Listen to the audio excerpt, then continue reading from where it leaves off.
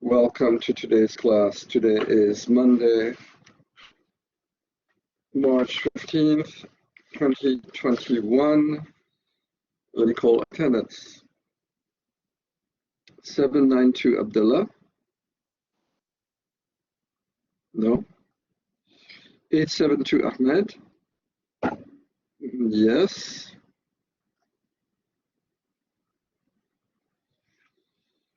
750 Sultan. Yes. 968 Amir. Yes, teacher. Yes. 001 Khalid. Yes. 229 Muaz. No. Yes. 234 Abdullah. Yes. 592 Nawaf. No. 696 Mohammed. Yes. 794 Nasser. Yes. 888 Abdurrahman. Yes. Yes. 897 Sultan. Yes, teacher. Yes. 902 Hafiz. No. 931 Khalid. Yes. 987 Nasser. Yes. 014 Ahmed. Yes. 054 Hassan. Yes. 056 Fariz. No. 081 Muat. Yes. 216 Saad. Yes. 221 Jawad. Yes. 483 Abdulaziz. No. 495 Abdul Malik. Yes. 563 Ahmed. Yes. 635 Abdullah. Yes. 771 Ali. Here. Yes. 833 Ali. Yes. 850 Rashid. Yes. 996 Nasser. Yes. 194 Mansour. Yes. 215 Hamdan. Yes. 416 Majid. Yes. 494 Ibrahim. No. 555 Mohammed. Yes. 993 Sahad. No. 967 Majid. Yes. 066 Saleh. Yes. Okay, let me get back to the top of the list. 792 Abdullah. Yes. 592 Nawaf. Yes. 902 Hafiz. No. 056 Faris. Yes. Okay, that's fine. 483 Abdulaziz. No. 494 Ibrahim. No. 993 Sahad. Yes. Yes. Okay. All right. Okay, let's see. We got one more student, Mr. Mansour, 194. Hi, Mr. Mansour. You're here today. How are you? Yes, teacher. Welcome, Mr. Mansour. Can you turn on your camera, please?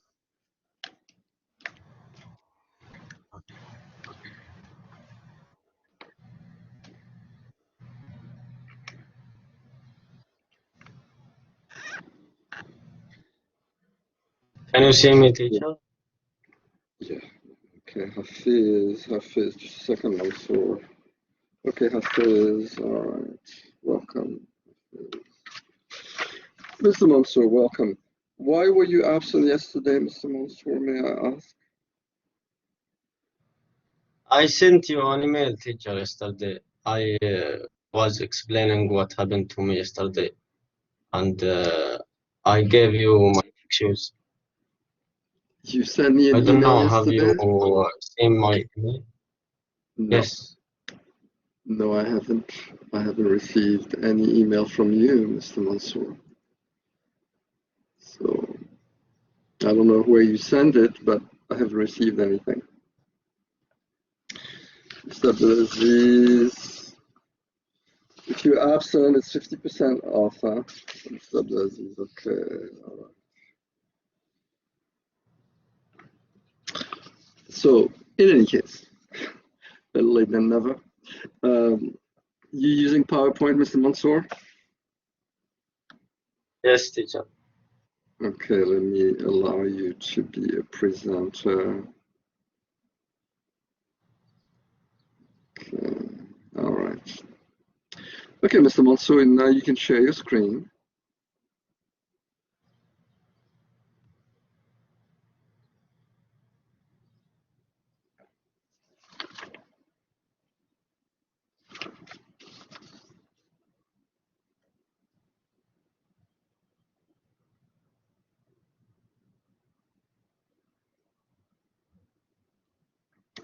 You know how to do it, right? You click on the small arrow that veers to the right, and then you click on Share Application Screen. Then you click on the screen that you see in the middle of the little window that appears in the middle of your screen, rather, and then click on Share. Okay.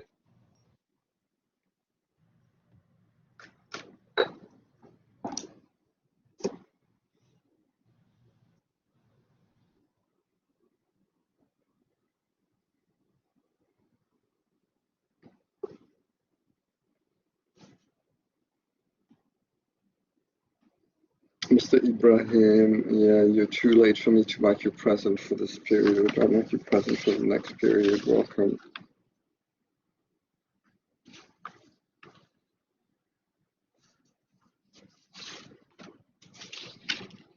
Mr. Mansoor, where are you?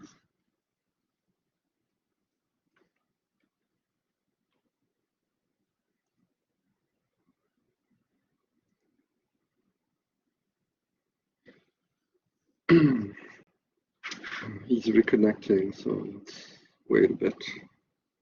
He's the last student to do his midterm presentation, so once he's done, we can continue discussing the next presentation, presentation number 3. He's gone now.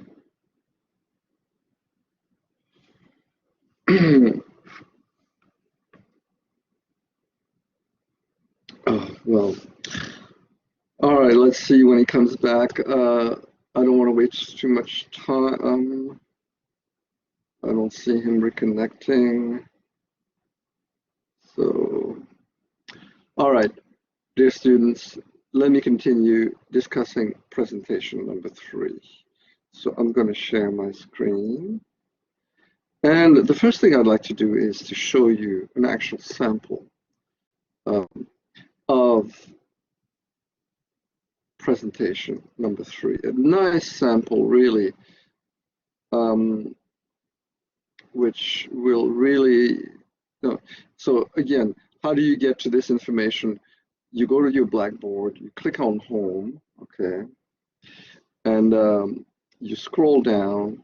And by the way, I've added an extra piece of information last night about transitions, which we're going to look at later. But for presentation number 3 here, Speech to Inform, I've added a number of files which you should refer to. And one of them is this sample presentation. If you click on this sample presentation, okay, you'll see this. And this one is very well organized. This is an informative presentation. And as you can see, it's got an attention-getting opener in the introduction and a preview, then the body, and then in the conclusion you have a summary and a memorable concluding remark. And there are transitions as well. And it's the nice thing about this is everything is very clearly labeled, apart from, there should be introduction right here. But, attention getting opener and preview, this is the introduction. Then you move on to the body. And as you can see, there are clear transitions in between each point. And then finally, we move to the conclusion. There's a summary and a memorable concluding remark. Pay attention, please. Let me go together with you. I'm going to read this presentation. Okay. And let's see. I hope you can see it clearly on your screen. I'm going to try to blow it up a bit. Okay, yes. All right, so starting with the attention getting opener. Every student in this room has something in common with famous astronauts, Olympic athletes, actors, politicians, and business executives. It's a common affliction that causes pain, suffering, and distress. Can you guess what it is? I'll tell you. It's called stage fright. And what is stage fright? Stage fright is the feeling of fear that you get when you're just about to speak or perform in public in front of an audience. We call this stage fright. So this attention getting opener, as you can see, he's making a general statement and he's using some kind of anecdotal information, that, well, famous people, famous astronauts and actors, politicians, and so on, they experience this. And he asks a question which is a rhetorical question. Can you guess what it is? And then he gives the answer. It's called stage fright. Okay. Then in his preview, he enumerates, he tells you clearly what he's going to talk about. Today we will be learning 4 major facts about stage fright. So this means that his presentation, basically the body of his presentation is going to be divided into 4 parts. Okay, 4 major parts about stage fright. The first one is the physical symptoms of stage fright. Second one is the causes of stage fright. The third one is famous people who have had stage fright. And the fourth one is what can be done about stage fright. Okay, it's a clear preview. It's very clear. Okay. Symptoms means the external signs of how stage fright is manifested, and causes famous people. Okay, so then he has a transition, a clear transition that says, okay, let's get started our investigation of stage fright by first looking at its 6 major symptoms, which is the first point here. So he announces, okay, I'm done with my introduction. I'm moving to my first point. It's a clear transition, as you can see. Because for this presentation, you're going to be expected to have clear transitions in between each point. So, hold on a second. Somebody send me a message.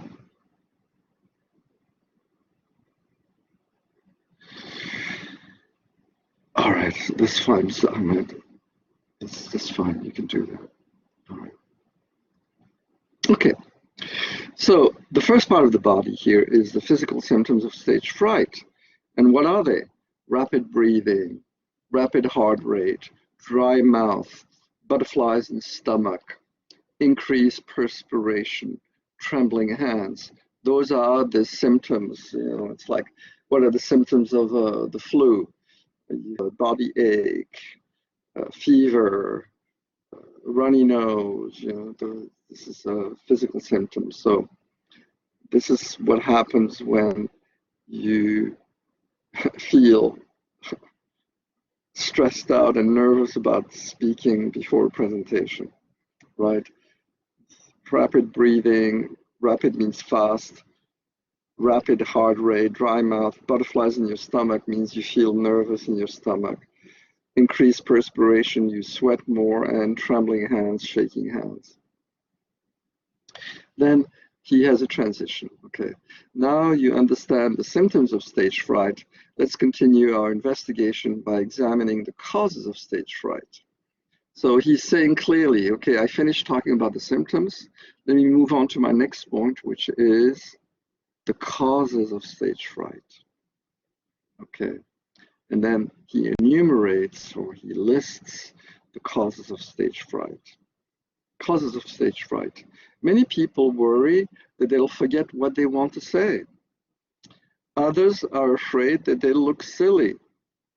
Some people think that the audience won't like them, and international students might worry that their English isn't very good. Those are the reasons or the causes of stage fright. Then he has a transition, and he says, okay, now you're aware of some of the causes of stage fright. Let's continue our inquiry into stage fright by looking at a few famous people who have suffered from this affliction. So I've just finished talking about the causes, and I'm going to talk about famous people. Clear transition. So here, famous people who have had stage fright. Winston Churchill once said that he thought there was a block of ice in his stomach each time he made a speech. He was Prime Minister of England during the Second World War, and I have to say Winston Churchill was an amazing orator, a great speaker, but even he felt stage fright. It means that you shouldn't be ashamed at all about feeling nervous before doing a presentation. The next person here is Julio Iglesias, has revealed that he's nervous about his pronunciation when speaking English. He's a Spanish singer. He's the father of, what's his name?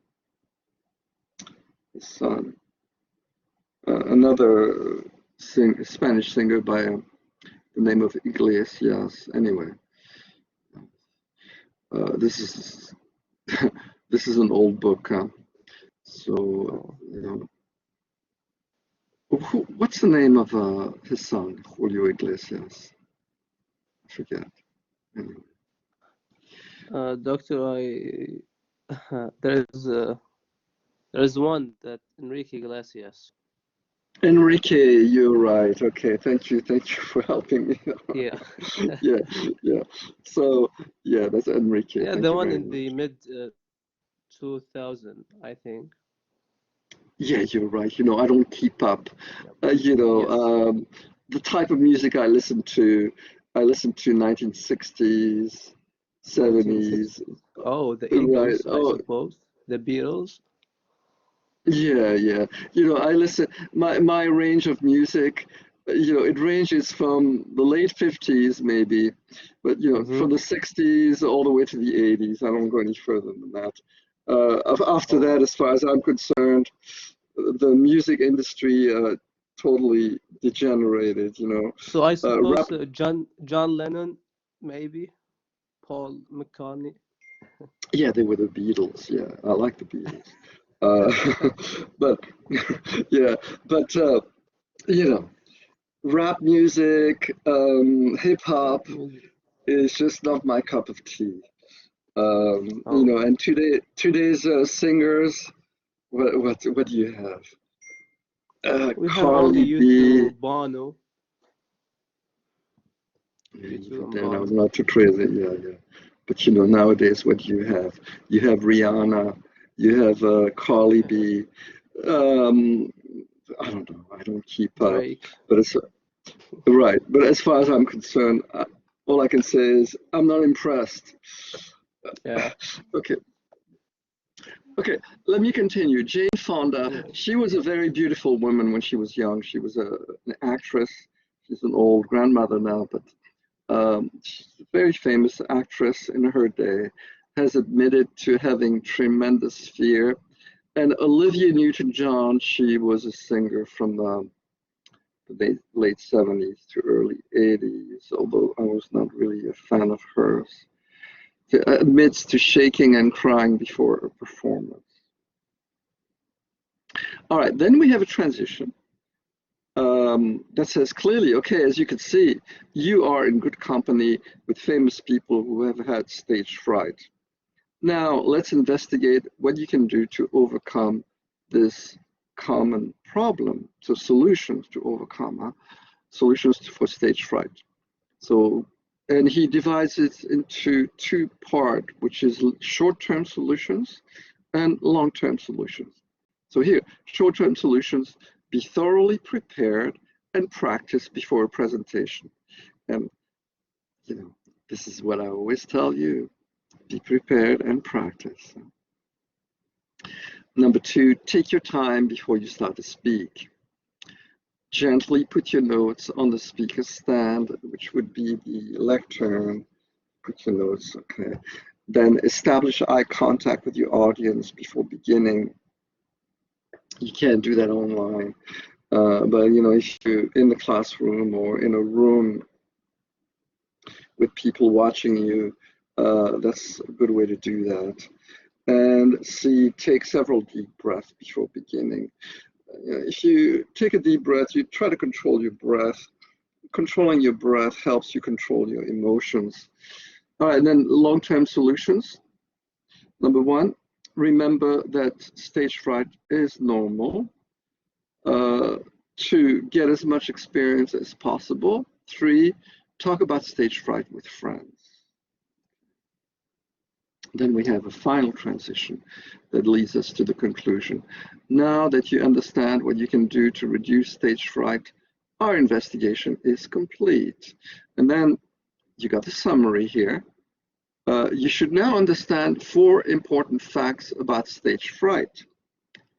The physical symptoms of stage fright, the causes of stage fright, famous people who've had stage fright, what can be done about stage fright. And what you notice about this, the summary, it's just a repetition of the preview. Okay, it's just a repetition of the preview, except that in the preview he says, today we will be learning about 4 major facts about stage fright, but in the summary he says, you should now understand 4 important facts about stage fright. And then the memorable concluding remark. In conclusion, stage fright is like a lion in a cage. It's only dangerous if it's allowed to roam free. Now that you know how to deal with stage fright, you'll be able to keep this beast under control. Remember, as long as you are in control of it, your stage fright, like the lion, will be unable to harm you. I think it's a tall order. It's not easy to keep. See, here, the metaphor is stage fright being a lion in a cage. Well, you know, how do you keep the lion in the cage? The lion will escape very easily. It's not easy, but in any case, what is this? Here, he's using a metaphor and giving some advice as a final comment and a memorable concluding remark. So this is a very well organized presentation. Everything is there. And this is what I want you to do.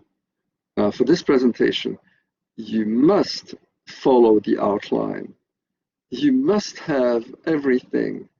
You have to have an attention-getting opener and a preview. They got to be clear.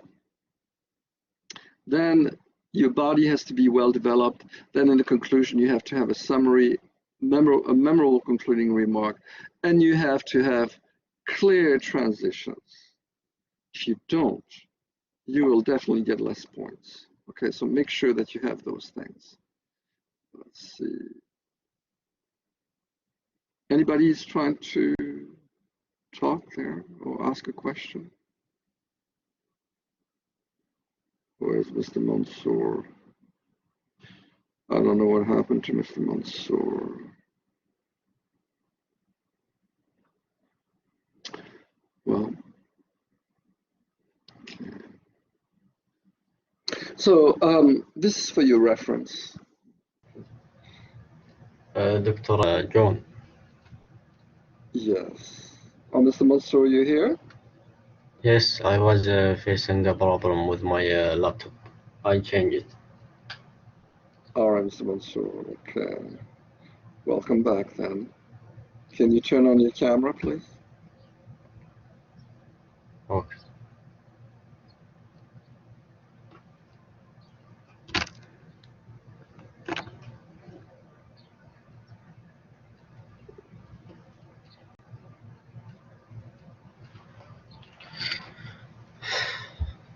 Can you see me, teacher?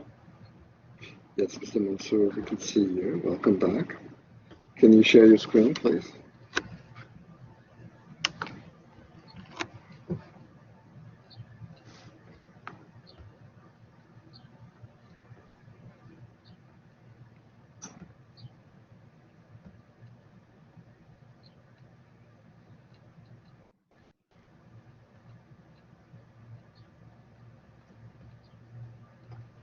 Does it work, teacher? Not yet.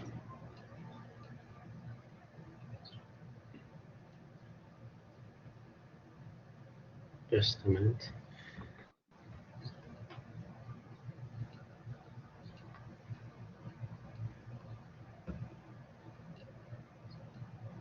You click on the small arrow at the bottom right of your screen, the small arrow that veers to the right.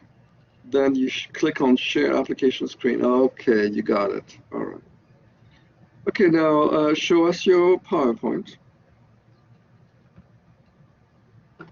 Can you see it, teacher? Yes, sleep. Okay. All right, Mr. Mansour. Remember, section 25, your name, last 3 digits of your ID, midterm presentation. Okay. Okay. All right. Okay. Can you start? So go ahead and start. Okay, my name is Mansour, section 25, 194, midterm exam. Today I'm going to talk about sleep. Do you know that death from lack of sleep precedes death from lack of food? So while you can tolerate 2 weeks without food, you cannot go for more than 10 days without sleep. So today I'm going to share advantages and disadvantages of sleep. Advantages of sleep. The first advantages that we have here is that sleeping for enough hours helps increase intelligence and the ability to concentrate. Second, sleeping for enough hours maintains an ideal weight. As lack of sleep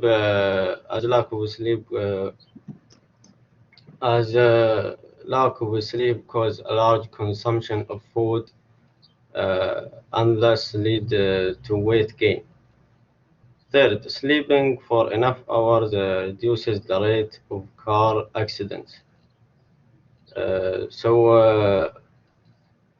As lack of sleep leads to a loss of focus, and so the driver falls asleep while driving the car, and thus collides with things. The fourth advantage is sleeping for enough hours increase the body's immunity. As deep sleep protect the body from diseases such as influenza and colds and coughs. Now let's move on to see the disadvantages of sleep. The first disadvantages with sleep. Lack of sleep damages the brain and leads to some serious diseases, such as heart and brain diseases that cause strokes and seizures that may reach the point of death. As the normal sleep rate during the day is from 8 hours to 9 hours. Second, lack of sleep leads to disturbances in the respiratory system, and that reduces the amount of oxygen that the body gets, which leads to feeling of fatigue upon waking up. Third, lack of sleep causes weight gain. So people who sleep 5 hours or less are more likely to become obese than others. The last thing here, lack of sleep causes a severe headache. And this is due to the effect of sleep on some nerves in the brain. In conclusion, I have provided some advantages of sleeping for enough hours. First, sleeping for enough hours increases the intelligence and the ability to concentrate. Second, sleeping for enough hours leads to mastery of work. Also, I have provided some disadvantages of lack of sleep. First, lack of sleep damages the brain. Second, lack of sleep leads to some serious diseases. At my final comment, I will say, as wise people said before, if you don't sleep because you don't want to die, you will die because you don't sleep. And my advice to you guys is to organize your sleeping schedule to avoid diseases and stay healthy. Thank you for listening. Thank you very much, Mr. Mansour. Okay. 4 minutes and 54 seconds is your time. You started with a question, which was nice, and facts related to your topic, which was sleep, lack of sleep, the advantages of sleeping properly. You had a bit of a problem in wording in your preview. You know, you had the advantages of appropriate or the advantages of sleep, and you know, you couldn't say the disadvantages of sleep. It should be the problems due to lack of sleep. But it was well developed. Your articulation and pronunciation are fine. Your visual aids were fine, and you actually extrapolated on the text which was in your visual aid, so it was fine. You made good use of the visual aids, and you added some additional information. Good summary. Your summary was well worded, and good concluding remark. You know, yeah, some people say sleep is like death, you know, so you want to live your life and you say, yeah, sleep is a waste of time. But in modern life especially, yeah, people are sleep deprived all over the world, it seems, especially with the internet now and social media. And it's definitely a big problem. So you selected an interesting topic, you developed it well. There were a few hesitations, you know, towards the beginning and the middle of your presentation, but towards the end, somehow it flowed better. Your time was too long, though, unfortunately, you know, I mean, but in any case, it's okay. The only big problem is the fact that you didn't do it yesterday, Mr. Mansour. But anyway, better late than never. Okay. You haven't seen my email, teacher? Have you? If you want, I'll show you my screen and I'll show you my email. No, I Okay, believe in you, teacher, but I I can did prove it. send you. I can prove it to you. Look at what I got here from my colleague Syed Mohsin Raza, Pierre Mohammed, the course director. From myself, do you see anything from Mansour? I don't see anything from Mansour. Where should I send the email, teacher? I send it from the application of Blackboard. My email address. Okay, I'll type it here. Okay.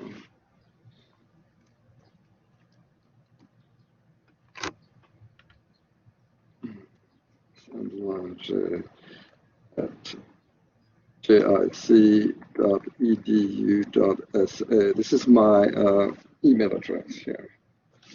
Okay, so Thank you. Should I resend the email, teacher, on my excuse?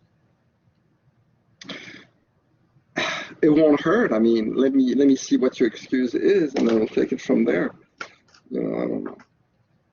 So, okay, I don't promise you anything, Mr. Mansour. Okay. Anyway, thank you very much, Mr. Mansour. Thank you, teacher.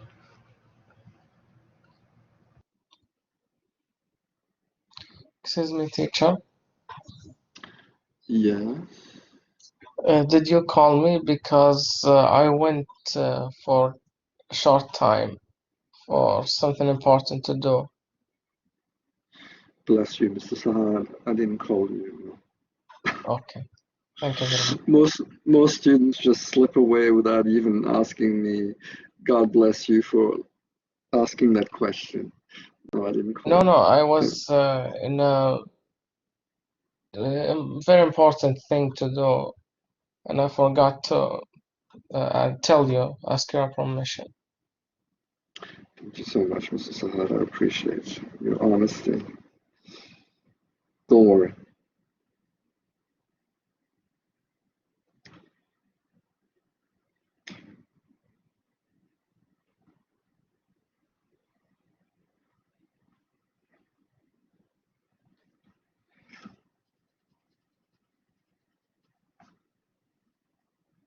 All right. Okay, let me get back to my explanations related to presentation number 3, which is an informative presentation. Informative presentations, you could see. This is a very good example here. And so please use the outline, okay? I provided you with the outline, it's right here. Print it out. Now, normally, because I know some students are kind of lazy, sorry to say, but you gotta call a spade, okay? So, in normal times, I go to the print shop and I get those printed and I give them out to the students to make sure that they follow the outline. Unfortunately, we're studying online. I can't do this for you. So you have to do it for yourself. Online is a different dynamic and you have to be more responsible. When you study online, you got to take responsibility for yourself. I can only tell you, so many times that you have to do this, and if you don't, what can I do? You can take a horse to the water, but you can't make him drink. So the outline is here. You got the attention getting opener. The attention getting opener, let me remind you, it could consist of an anecdote, which is a short story related to your topic. It could consist of a quote, which could be a proverb or a proverb. It could consist of a question related to your topic, or it could consist of some surprising facts or statistics related to your topic, okay? This would be your attention getting opener. If you use those devices, you'll have a nice attention getting opener. So, yeah, Mr. Majid? What about a 20 letter long length name as a attention getting opener?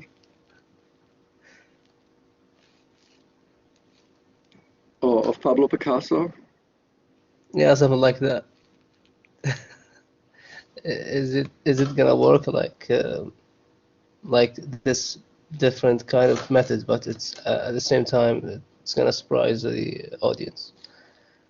Yeah, Mr. Majid, it's a surprising piece of information there that most people didn't know. So, you know, I didn't know, and I don't think anybody in your audience knew that Pablo Picasso's name was so long, and you said his name with such good pronunciation in Spanish. You know, it's a surprising fact right there and then, Mr. Majid. So, yes. You know, it Oh, it definitely does consider served as as an attention. surprising fact. Yeah, Oh, definitely. oh. Right? His name was, I forgot what you said his name was, but it was a long one. Okay, yes. All right, so this is the first part of your introduction right there. Okay, the attention getting opener. Make sure you got one. Okay, I'll put it in red. And then it could consist of any of those, and I'll put this in italics, okay? Then you got your preview. Now, depending on how your topic and how you're going to develop it, you know, it all depends, right? So you got to, again, select your topic, and then remember you got those patterns of organization. So they're right here.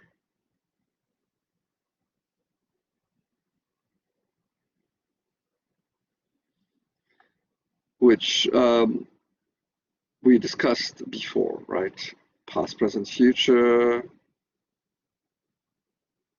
time order, problem solution, location, cause and effect, effect cause, advantage, disadvantage, related subtopics. You know, for example, if your topic is Jubail, okay, let me just zoom out here. Okay.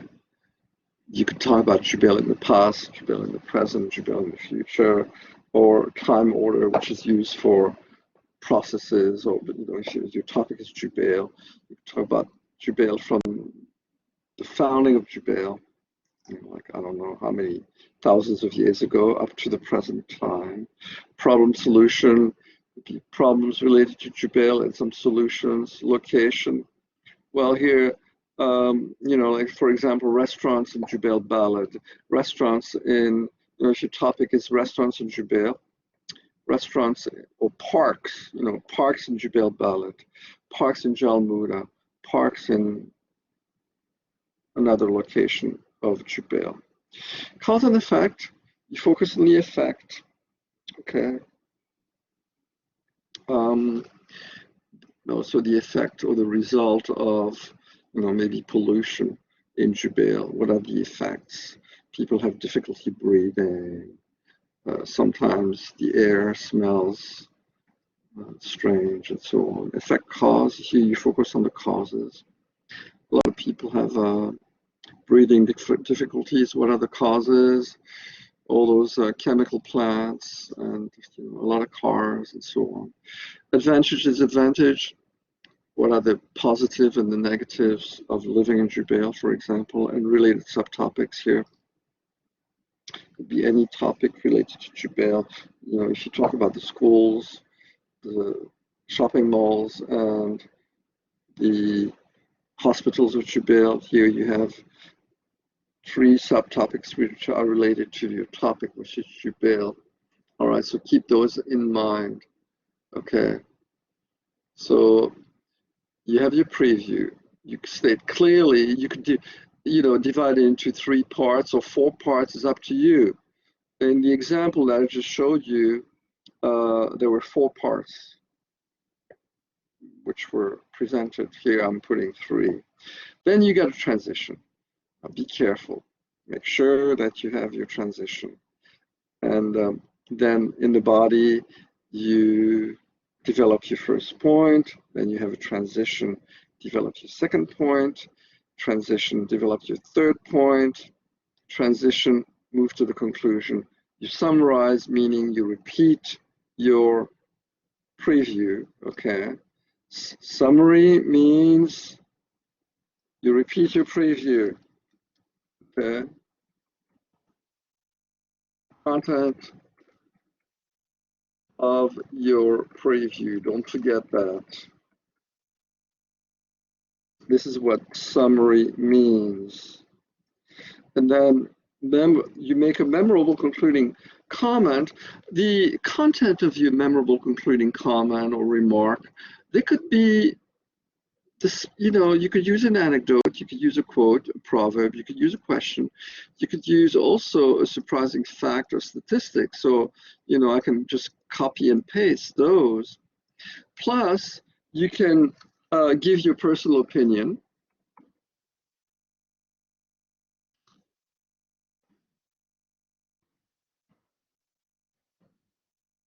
Or you can give your prediction for the future related to your topic. So you can use any of those devices for the memorable comment, okay? Teacher, Yeah. should the topic have proverb or idiom? Yes, you're going to have to use one proverb and one idiom, okay? As you can see in the instructions here, you're going to have to use one idiom, one proverb, and one citation. What is a citation? You should, because you're giving information, right? So when you give information, maybe you don't know all the facts. You will be referring to some, what we call authority, some authoritative source. And what is the usefulness of a citation?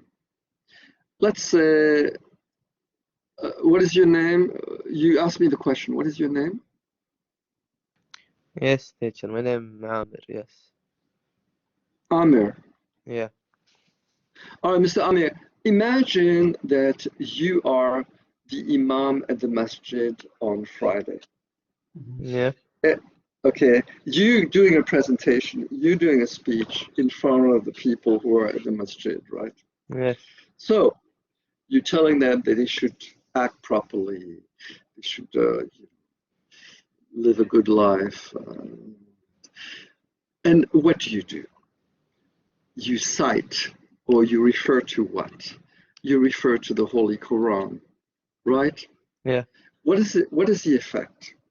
The effect is your statements or your words have more power or more authority. Do you understand? Yeah.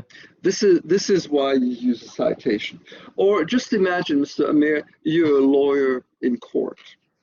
And the lawyer in court, you're speaking in front of the judge and you're defending your client, and you're referring to the law books. According to this case, law book, Yeah. the civil code of Saudi Arabia, this chapter, this line, and so on, this section of the law book, you're very clear. So, Yes. this is why you use a citation. You become more authoritative, and then you say, okay, you're referring to authority there. Then your words are definitely more acceptable. You understand? Yeah. So how you introduce a citation is using according to, but for example, an article published in Time magazine, or according to some research conducted by the Ministry of Health. Those are just two examples, but this is a good way to introduce your citation. So you will need those three things. I'm going to be listing four: one idiom at least, one proverb, and one citation. If I don't mention this teacher, are you going to lose marks? Yes, Mr. Amir, definitely. Okay, thank you. You know me, you know that I listen carefully, and if I don't hear the proverb and the idiom and the citation, yes. Okay, we'll try. Okay, right. Thank you. You're welcome. Doctor. Yes. I have a small question. How can I moving from the introduction to the body? What is kind of sentence I must take it? Yeah, good question, Mr. Nasser. Good question. And let me move to this point. Okay. All right. Let me share my screen again.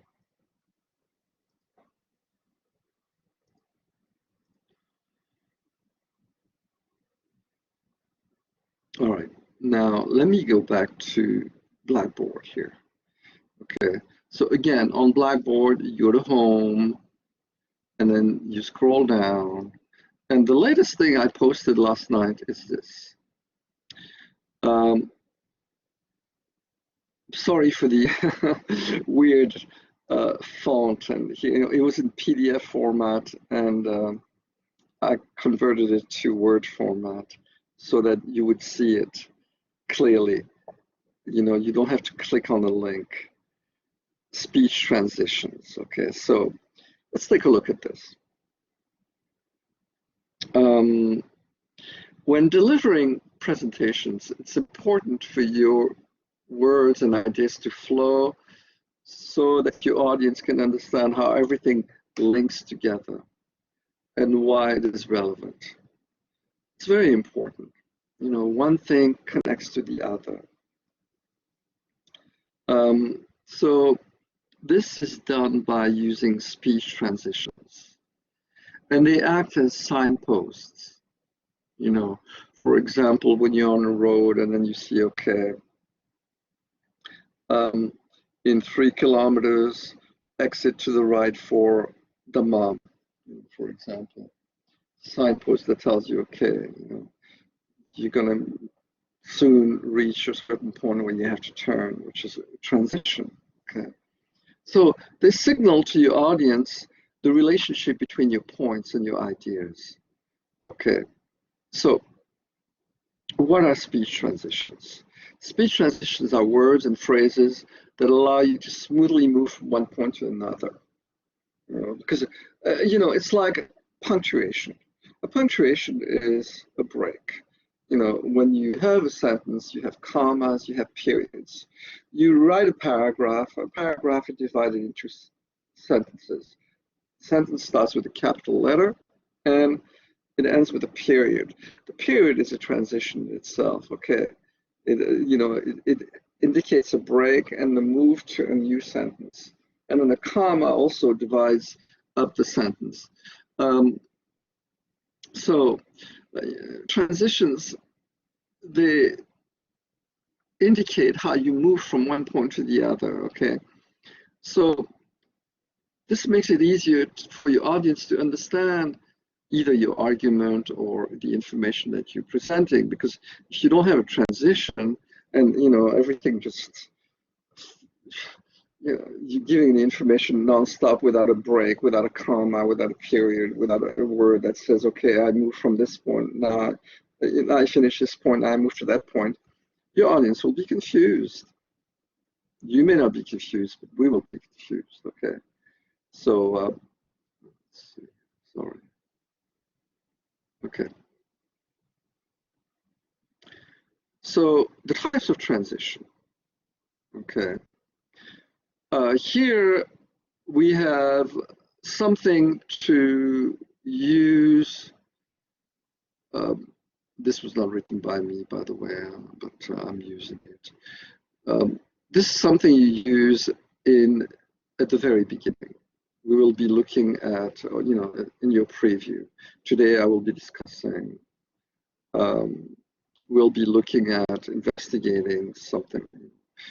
This could be to introduce your topic in the attention getting opener or even in your preview.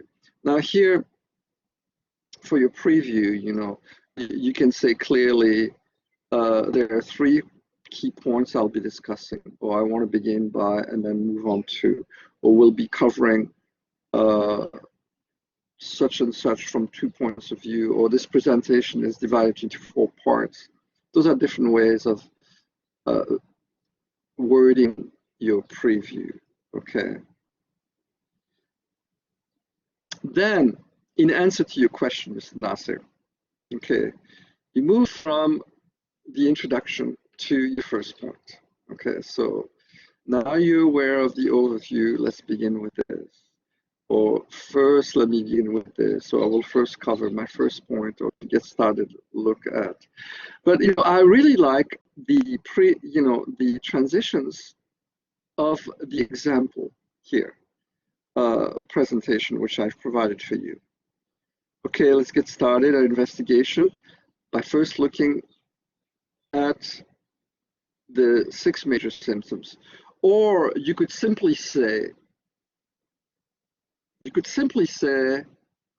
and I'll type it right here. Okay, you finished your preview. Okay, and this is your transition right here.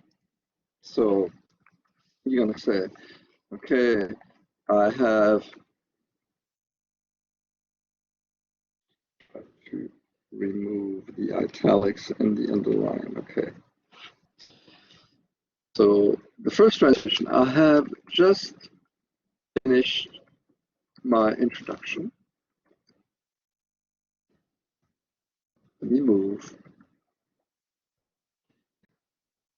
to my first point, which is whatever it's going to be, okay, which is whatever your first point is going to be.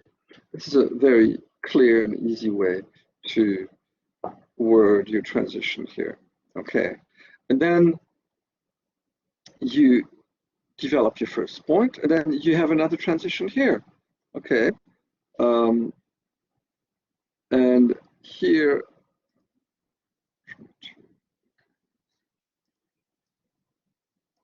okay,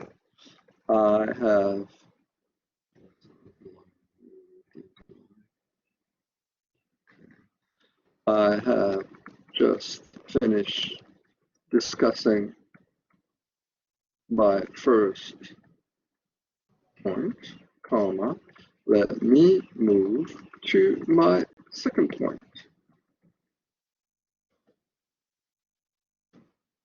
which is whatever it's going to be. Do you understand? This will be, this is a very clear way to word your transitions, okay, like that. Make sure you got clear transitions. I'm going to be listening for those. If I don't hear clear transition, you see, the transition tells you, okay, I just finished this. I've just finished this, okay, and I'm moving to this. Do you understand? This is what the transition does. You understand, Mr. Nasser? Yeah, clear. Thank you, Doctor. Can you explain this in Arabic to your classmates, please? أستاذ يقصد إن كل فقرة تقول مثلا أنا خلصت الفقرة هذا just finish مثلا الفيرست بوينت وراح أتكلم عن السكند بوينت، يعني هذه اللي هي transition. Here you see, I've just finished my introduction. Let me move to my first point. Those are clear. You can't go wrong with this type of transition. You cannot go wrong. It's clear. There's no doubt that you're moving, and then why? Because you are giving information to your audience, and if you give too much information, to anybody. It's too much, it's too much. You know, if you explain to me, if you're trying to tell me about cryptocurrency, for example, you know, something that I don't really know about, you got to give it to me in doses, you know, bit by bit by bit. If you tell me too much at a time, it's too much, it's overwhelming.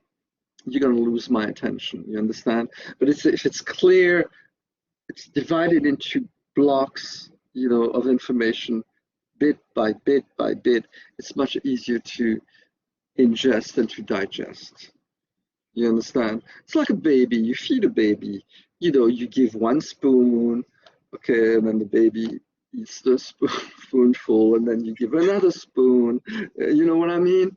It's like that, right? So, you know, this is a basic logic, okay? So,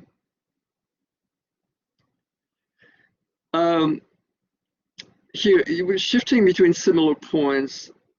You move from one point to a similar point, you know, if you're going to discuss similar points, you're going to say use in the same way, likewise, equally. But that would be within a certain point within your body. It wouldn't be transition between one point to another point. And if you're shifting between opposite points, you can use those transition words within each point. Conversely, despite this, however, on the contrary, and so on. When you transit to a significant issue, you know, say fundamentally a major issue is like that. The crux of the matter is, and then returning to previous point. Those are a bit, you know, elaborate, but you know, this is something that you can look at and to get a general idea. But the bottom line is, you know, keep it simple. Just keep it simple. I've just finished my introduction. Let me move to my first point. Then I've just finished discussing my first point, which was such and such. Let me move to that second point, which is such and such. And then here, I just finished discussing my second point. Let me move to my third point. And then here, I've just finished discussing my third point. Let me move to my conclusion. It's clear. It's clear. It's unambiguous. Excuse me, teacher. Yeah. Is there another way to say this? Like instead of I have finished, now I have to go. I have finished. Is there another way? Like now, since we have covered this, I will be moving to after we have understood. It's good to start with like this. Yeah, you can paraphrase, Mr. Saad. Sure. I mean, you don't have to follow word for word my formula. I'm just giving you a general idea. The general idea is, okay, I just finished this, I'm moving to this, but you can use other words. Also, I've just completed this, and my next point will be this. You know, you can see it in many different ways, as long as it's clear that you're transiting, you're moving from this point to that point. As long as your word make it clear, Mr. Saad, the choice of words is up to you. Okay. Okay. Yes. All right. Okay. Yes. So. Okay. Now, what else do I want to show you?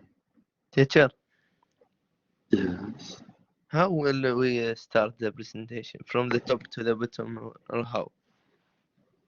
Yeah, good question, Mr. Amir. For the midterm, we started from the middle up, right? So for this presentation 3, so far we started from the top, we started from the bottom.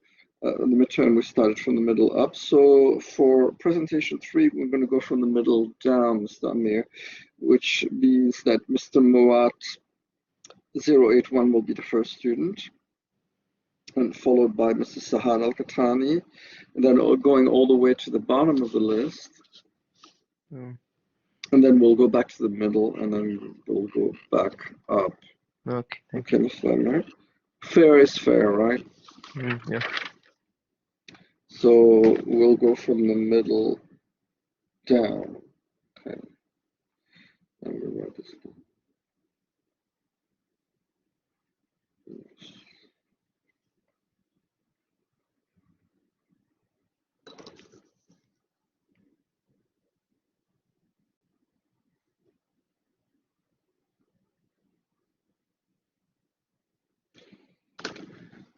So, you prepare yourself. So don't forget, you need a citation. And in order to come up with a citation, you need to do some research, okay? So, what are you going to talk about? You can't repeat the same topic that you used for the midterm. You got to change. So it's another informative presentation. It could be about anything you like. You got to think, okay? I've included some worksheet, a preparation worksheet, which I showed you yesterday. This is a good way to brainstorm. You choose 3 topics that interest you. For example, okay, I'm interested in computers, I'm interested in football, and I'm interested in chemistry, okay.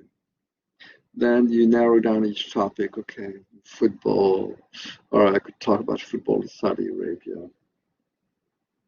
Computers, I could talk about, the history of computers.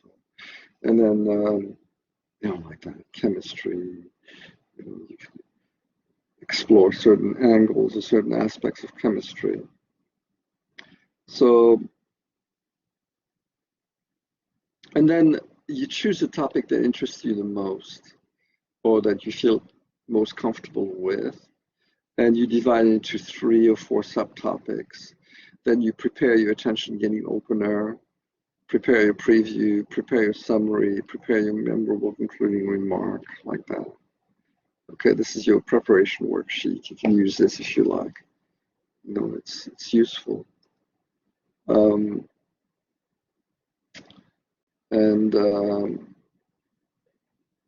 There's a self-evaluation also. This is useful. This is for you to evaluate yourself. You know yourself how you did.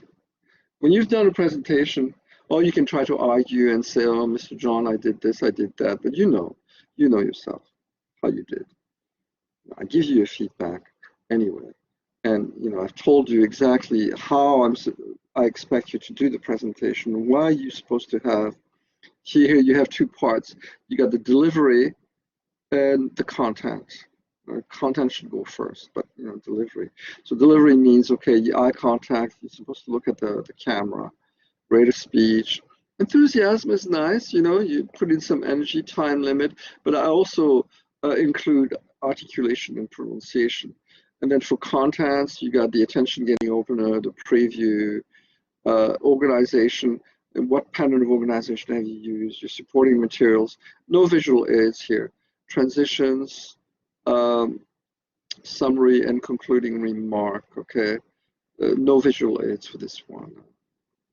Keep that in mind. Okay.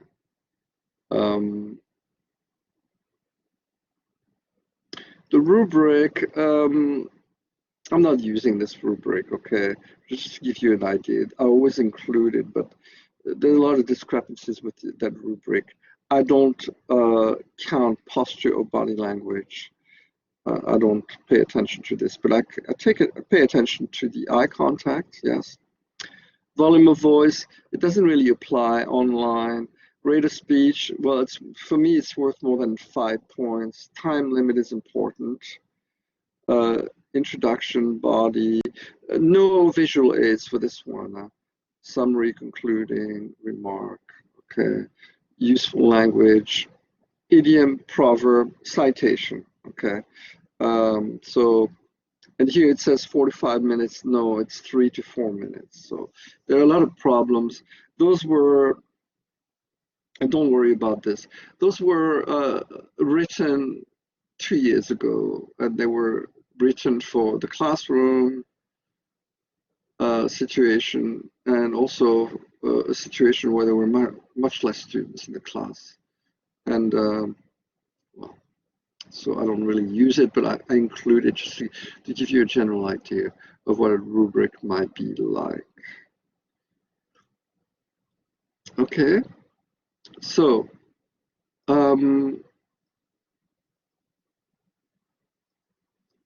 normally what I do is I print this out and I give it to the students. I go to the print shop, I print them with my own money, and I give them to the students for them to work on during the class so that they can prepare themselves. But we're not in person, we are online, so, oh yes, okay. Are there any questions so far?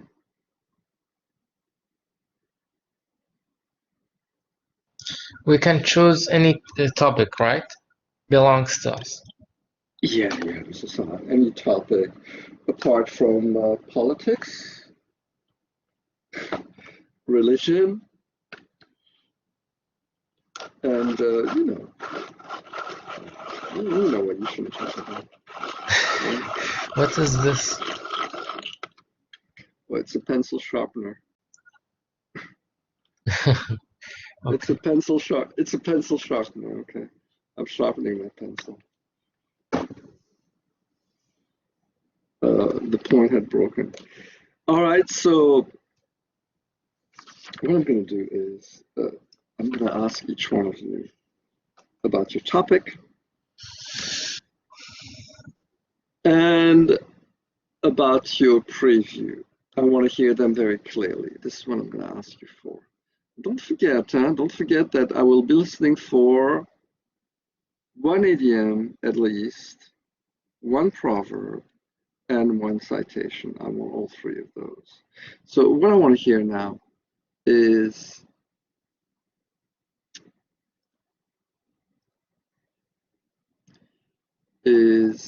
your preview. I want you to tell me your topic. Well, you know, and your preview will include your topic. This is what I want to hear. This. What color should I put it on? What color should I choose? It's not a great choice of colors, okay. Okay, red. This ochre, all right. Okay, dark red. All right. I want to hear your preview. Okay. So your preview includes what you're going to talk about and how you're going to develop. Your preview basically is your thesis statement.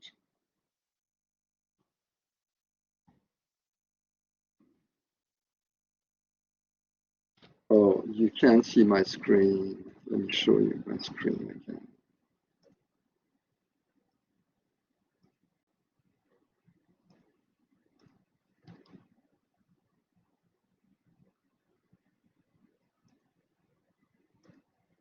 Okay. So the preview is your thesis statement.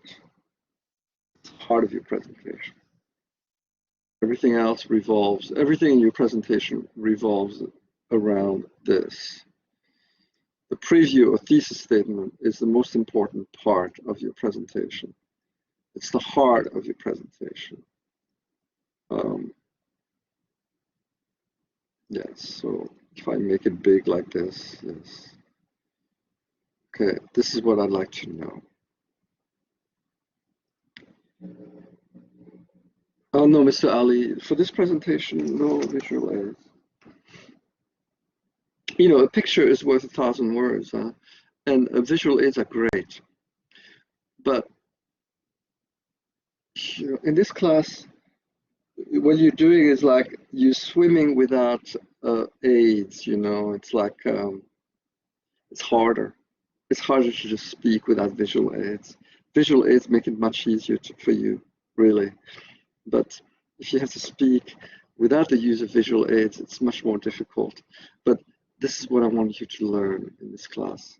You know, to speak without the benefit of visual aids. In the future, inshallah, when you have to do presentations for, you know, your job or even other classes, you can use PowerPoint. It's going to make it so much easier and so much nicer, right? You know, your words complement your visual aids PowerPoint, and your PowerPoint complements your words. You know, it works really well together. And then you have a very impressive presentation. But in class here, you know, for the only presentation where you allowed to use visual aids is the midterm. Okay. So for the rest of the other presentations, presentation 3 and 4, no visual aids. Excuse me, teacher. Yes. What is rubric? A rubric means the guideline on, you know, what is expected. A rubric is like a list of guidelines of how to grade something. You know, in our context, rubric means guidelines on how to grade. You know, or you see here, out of 100 points, for example, so many points are awarded for posture and body language. So many points are awarded for eye contact. But this rubric is wrong. I don't use, you know, I just want to give you a general idea, okay, that this is a rubric, but I don't use this rubric because I don't take posture or body language as, I don't take it into account. Just be natural. Eye contact, yes. Volume of voice, it doesn't apply online. Okay, but rather what I look for is this. As far as delivery is concerned, your eye contact, your articulation, your pronunciation, fluency, natural sound, and time. And also, what do I look at? You know, I want to make sure that you have a clear attention-getting opener in your introduction, okay? And a clear preview, clear transition. And then in your body, you develop each point very clearly. You have a transition in between each point. And then in the conclusion, you have a summary, you summarize your main point, okay? Yeah, so all those things are called rubric. You know, the rubric is for the teacher, how to grade the students. Okay. But I don't use this rubric because it's poorly written. What can I tell you? It's not, it's got some problems, this rubric, okay? So, Mr. Sahad, don't worry. I'm grading you. Okay. And you hear my feedback. My feedback is like my rubric. I tell you, you know, what I listened for. I tell you, okay, in your introduction you had this, you know, this, my feedback is like a description of my rubric. You understand, Mr. Sahad? Yeah, okay. That's what it is, okay. When I give you your feedback, I give you a rundown of the rubric, really, basically. I tell you what was, how, you know, how everything was done. I always tell you, okay, your attention-getting opener, then your preview. I always make comments about those. Then I make comments about how you develop your information within the body. I give you comments about your transitions. I give you comments about your summary in the conclusion. I give you comments about your final remark. I give you comments about your articulation, your pronunciation, your flow. And then, you know, I give you a comment, okay, I heard your idiom, I heard your proverb, I heard your citation. I tell you what I heard, I tell you what I didn't hear. Do you understand, Mr. Sahad? Yes. So my feedback is very clear. It's unambiguous, it's very clear. And you know very well that I've listened to you very carefully. Yeah. It's clear. So, yeah. So,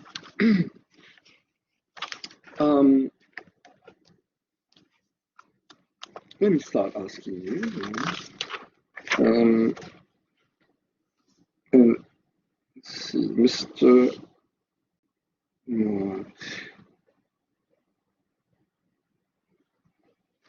Mr. Moat.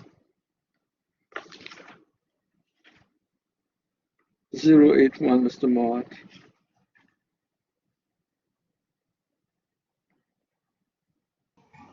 Yes, teacher. How are you doing, Mr. Moat? Fine, thank you. Mr. Moat, you're going to be the first student next week. Yes. So it's always a heavy weight on your shoulders. You'll be the first one. It's always harder, right? But by now, you should be used to my expectations. You know that I expect you to follow the outline. You know exactly what I expect you to do, right? Okay. Yes. It should be clear, Mr. Moat, right? And, you know, for the next presentation, you should also know presentation 4. And then for the final exam, you'll have an impromptu presentation. Then it should become automatic. And you will be very pleased with yourself and you will feel, well, I've learned something. Now I can do a presentation, even without preparing it. You know, like this is what you're going to have to do for the final exam for the impromptu. So, in any case, for this one, Mr. Moat, what is your topic? Do you have any idea? No, I didn't choose my topic. All right, so I'm going to ask you tomorrow, okay? Okay. And so, dear students, all of you, tomorrow I'm going to ask each one of you what your topic is going to be and what your preview is going to be. So I'd like you to give me very clearly what your preview, how are you going to word your preview or your thesis statement? That's what I want to hear. Is that clear, Mr. Moat? Yes, yes, teacher. It's clear. Okay. Now, I've included a whole bunch of examples of presentations from the previous semester and from last year as well. Let me show you my screen again, okay? And I'm sharing my audio and my video. And you see here, yesterday I showed you the first one from last semester. Let me show you one from last year, okay? Here you have an example.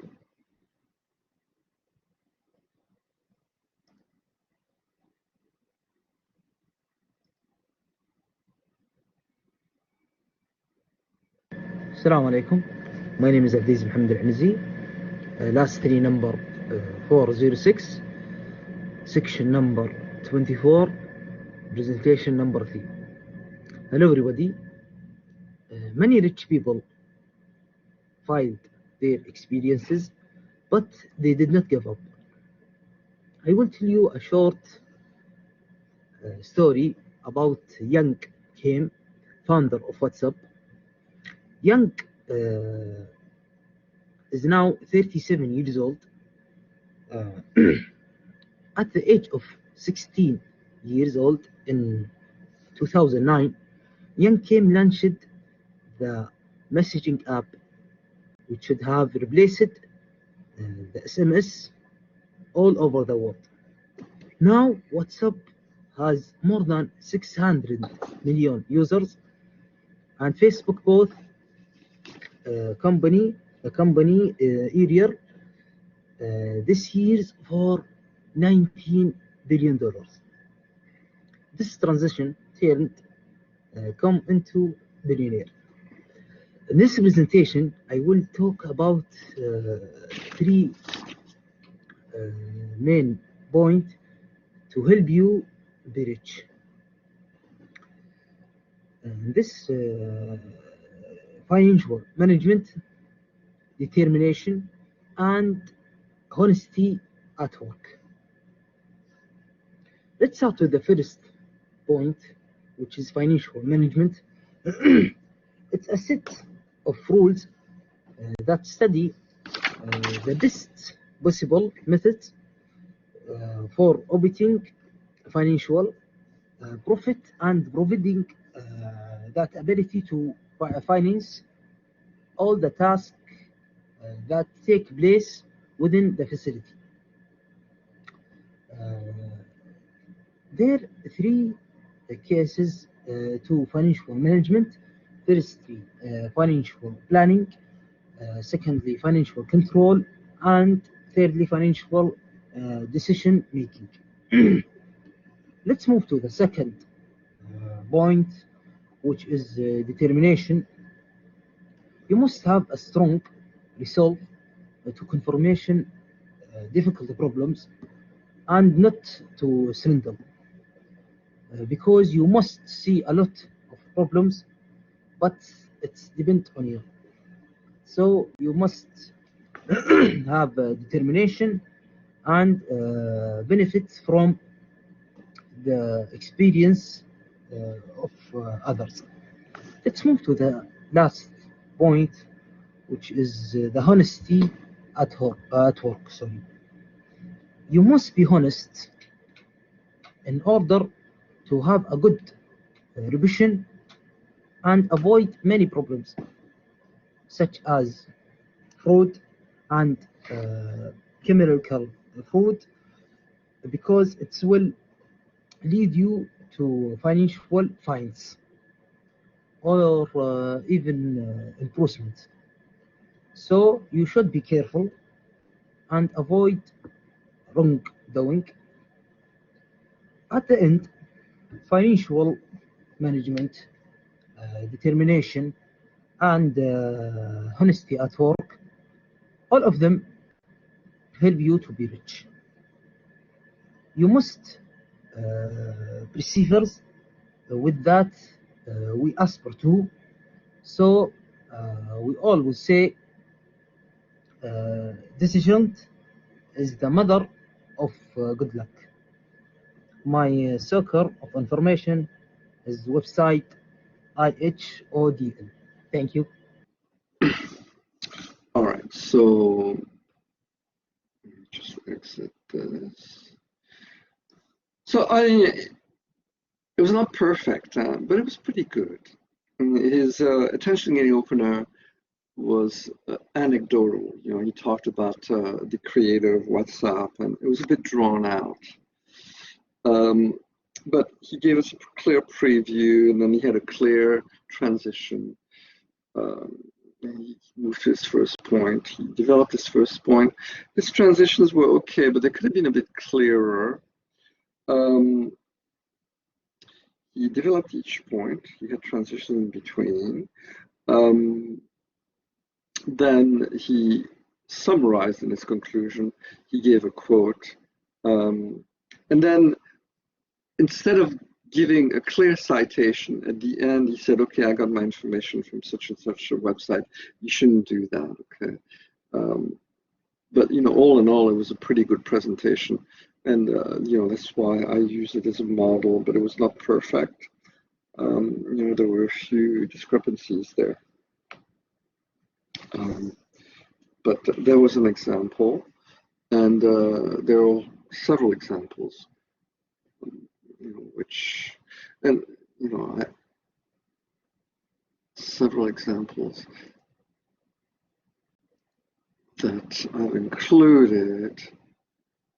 Let me just click on the one from last semester again. Okay, then I'm going to show you now. Okay, share the screen and the audio.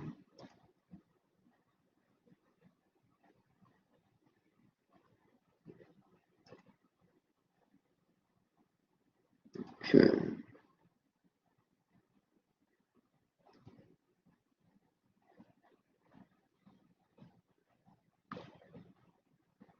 My name is Hussein Al Sayiq. last 3 number of my ID is 661. I'm doing presentation 3. Have you ever thought how life will be without technology? Technology plays a very important role in our life. It's seen as a basis for growth of an economy. Nowadays, technology can be felt in many fields, such as industrial, e-commerce, and education field, which will aid us. Today, I will talk about importance, advantage, and disadvantage of using technology in education. Let me start with the importance. We need technology in every classroom and in every teacher and student hands, because it's the pen and paper in our time and the lens through which we experience much of our world. Moving to the advantages, technology contributes to the continuity of teaching process, as what's happened now, regardless of difference in place and time, in which both the learner and teacher are located. Moreover, student can open educational material by internet in any time he wants. Another advantage is access to information. Before many years ago, you have to go to library to search for information you need. But by using technology, including the internet, increases the ability of learner to access a large amount of information. Last advantage is decrease paper and photocopying costs, promoting the concept of green revolution. On the other side of the coin, there are some disadvantages, such as some websites provide people with false information, copied and pasted from other websites, and the reference whose accuracy has not been verified. Also, according to research done at the University of California by Patricia Greenfield, say that due to such a technology in education, student imagination is affected and their creative thinking ability is reduced. Last advantage is it may cost this teacher more time and effort to prepare some of the material. To sum up, technology is double-edged sword.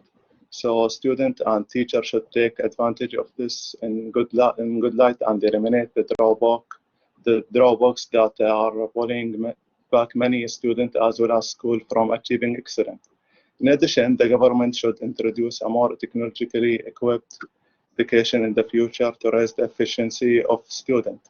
Finally, I discuss with you advantage, disadvantage, and importance of education, of technology in education. Thank you for listening. All right, so it was a pretty good presentation there. The only problem, he gave us an idiom citation.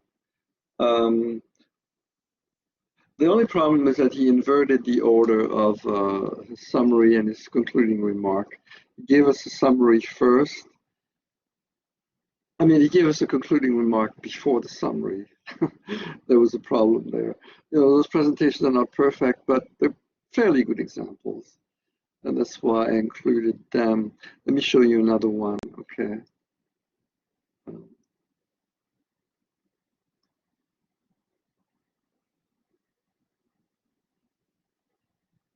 Okay, here we go.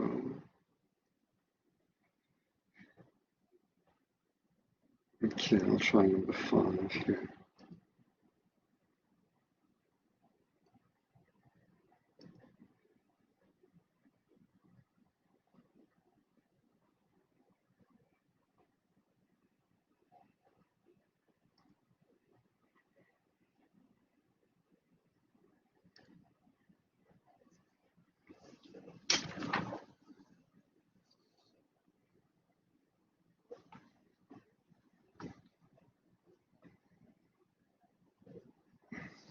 Teacher?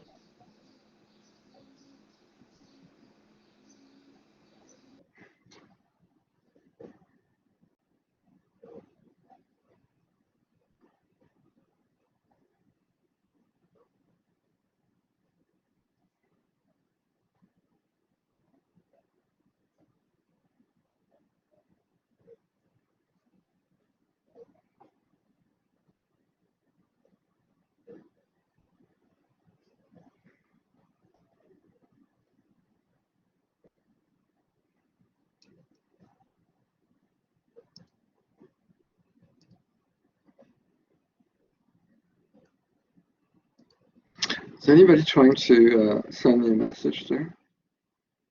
Can you hear the sound? No, teacher. For the video, no, we No? cannot hear. Oh, what a shame. Okay, let me see what's wrong there.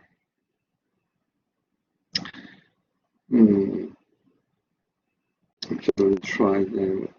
Sometimes, even though I click on share application screen and then share audio, okay. All right, so hopefully, no, this one is a nice presentation, really. Okay, now you should be able to hear the sound. Adil Ajmi 319, Presentation 3, Section 14. What's worse than losing your favorite car in a car accident? Losing the ability to walk or to use your hands is much worse than losing a car. According to World Health Organization, 1.35 million people die on the roads every year. When I started driving, I thought that driving was a piece of cake. But then I started realizing with time how careful I need to be. Today, I will talk about 3 major causes that lead to car accidents.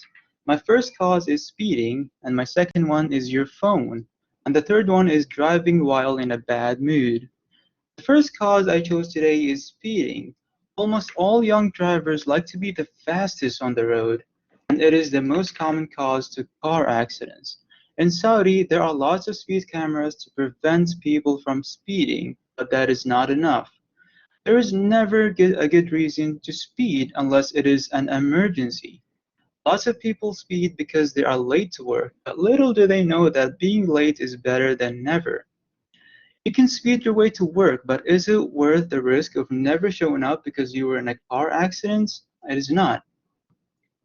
Moving on to my second cause, your phone. Texting and driving is very dangerous, and people are underestimating the risks they are taking by using their phones while driving.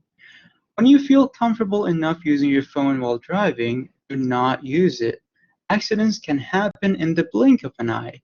You take your eye off the road, and then anything can happen to you. Text messages can wait for a few minutes while you reach your destination. I suggest putting your phone on silent and away from your eyesight while driving. Now to my third cause, driving while in a bad mood. In order to drive safe, you need to fully concentrate on the road. Avoiding physical distractions like your phone is one thing, but avoiding mental distractions like thinking about a problem you had yesterday is another thing. If another driver made you upset on the road, take your time to calm yourself. It is not worth your life because of a bad driver. Or if you are already in a bad mood before driving, I suggest to order an Uber or a taxi because you can never concentrate if you are in a bad mood on the road. Those were my 3 main causes that lead to car accidents. The first one was speeding, the second one was your phone, the third one was driving while in a bad mood. It is never worth risking your life on the road. Everyone needs to be considerate about speed limits and concentrated on the road. I really hope people will drive safer in Saudi Arabia. Thank you for listening. Okay. Now, this was a nice presentation. The only thing that was missing was a proverb and a transition between the end of his body and the beginning of his conclusion. But otherwise, he did a good job. You know, none of those, most of those presentations are not necessarily perfect, but they're quite good. Okay, so you know what I expect from you, and try to make your presentation as perfect as possible. But you know, there's one thing about the student. He had practiced quite well, as you can tell. He had practiced his presentation. Therefore, it was much easier for him to deliver his information. So, dear students, we're almost out of time. Tomorrow I'll ask you for your topic and your preview. Are there any questions? No, I think it's clear. Thank you so much, Mr. Sahad. Okay, all right, dear students. So, you take care. have a good afternoon and a good evening, and make sure you think of your topic this evening and you're able to tell me tomorrow, okay? Your topic and your preview. All right? So we'll see you tomorrow. Thank you very much. Thank you very much. We'll see. Thank you so much. All right, dear students, we'll see you tomorrow, inshallah. I'm gonna sign off, okay? You can leave.